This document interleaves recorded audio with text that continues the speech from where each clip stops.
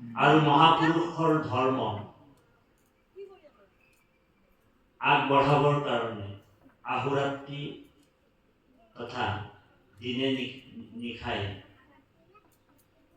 চেষ্টা কৰি থকা যিসকল ভক্তবৃন্দ এই পুণ্য তীৰ্থত উপবিষ্ট হৈ আছে, জ্ঞানে জ্যেষ্ঠ বয়োজ্যেষ্ঠ, আমি সকলোকে আন্তৰিক শ্ৰদ্ধা আৰু ভক্তিপূৰ্ণ সেৱা নিবেদন জনাইছোঁ।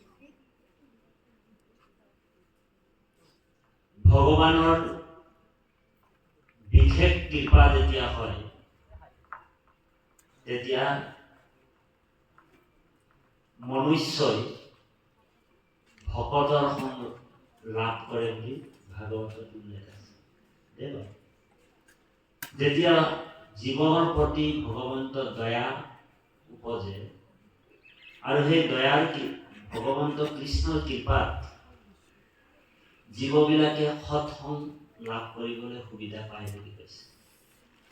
ভাগৱতৰ একাদশ স্কন্ধ এই কথাটো উদ্ধৱৰ আগত কৃষ্ণ কৈছে। উদ্ধৱৰ আগত কি বুলি ক'লে যে জন্মান্তৰে ভৱেৎ পুণ্যম, জন্মান্তৰে ভৱেৎ পুণ্যম তদা ভাগৱত লাগে। জন্মে জন্মান্তৰ যাৰ পুণ্য সঞ্চিত হৈ আছে সেইসকল ব্যক্তি ভাগৱতৰ কথাত কাণ পাতিব বুলি কৈছে।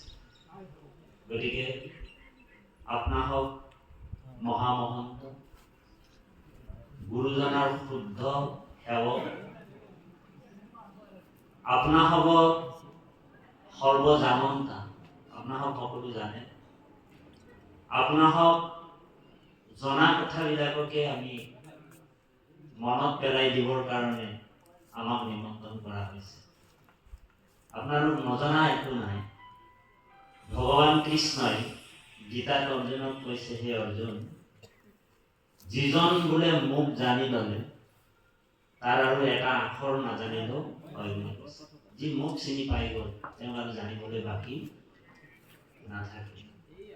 গতিকে ভাগৱতৰ কথাবিলাক আপোনালোক জানেই, জনাৰ পিছতো আপোনালোক মহামহন্তই আমাক এভাগি গধুৰ দায়িত্ব অৰ্পণ কৰিছে যে ভাগৱতৰ কিঞ্চিত বিশ্লেষণ কৰি আপোনালোকক শ্ৰৱণৰ কাৰণে কৃপালু বাপাই সমস্ত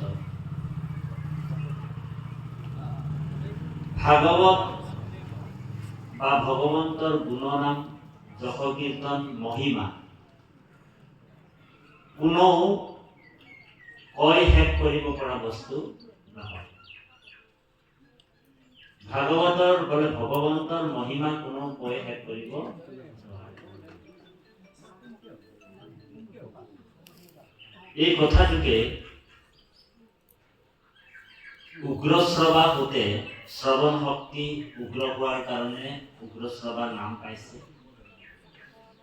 উগ্ৰশ্ৰৱা হতে 2800 সহস্ৰ ঋষি বেদত প্ৰধান বিষ্ণুৰ নৈমিষাৰণ্য মহাপুণ্যস্থান।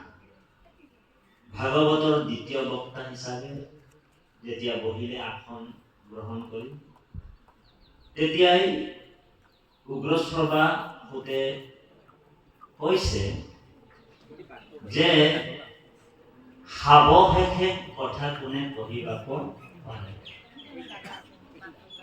সাৱশেষে কথা কোনে কহিবাক পাৰে, পখা অনুৰূপে কহি উৰিবাক পাৰে। যে কৃষ্ণ কথা কৃষ্ণ কথা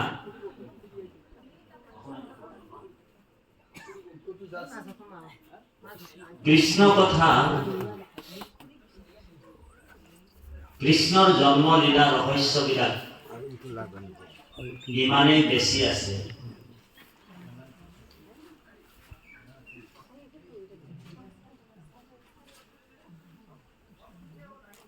যে কোনেও কৈ শেষ কৰিব নোৱাৰে।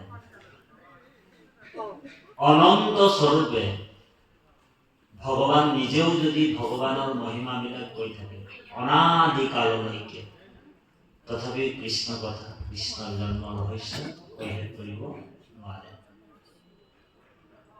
এই কথাটো একাদশ স্কন্ধৰ নিমি নৱ সিদ্ধ সংবাদত আছে।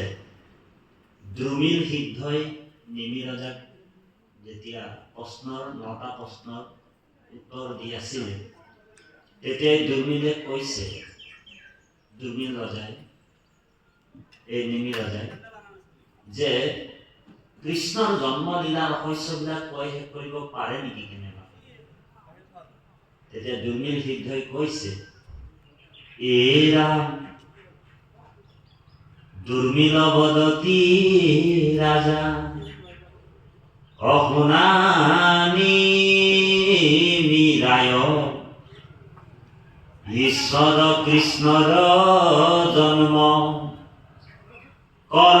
কৰ্ময়াছে যত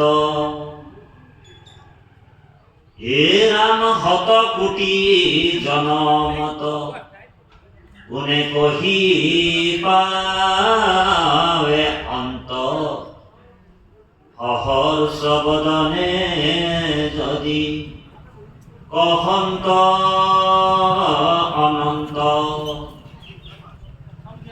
সহৰ্ষ বদনে যদি কহন্ত অনন্তে। দুৰ্মিল সিদ্ধই কৈছে যে ঈশ্বৰ কৃষ্ণৰ জন্ম কৰ্ম আছে যত বোলে শত কোটি জন্মে কোনে কহি পাবে অন্ত। শত কোটি জন্ম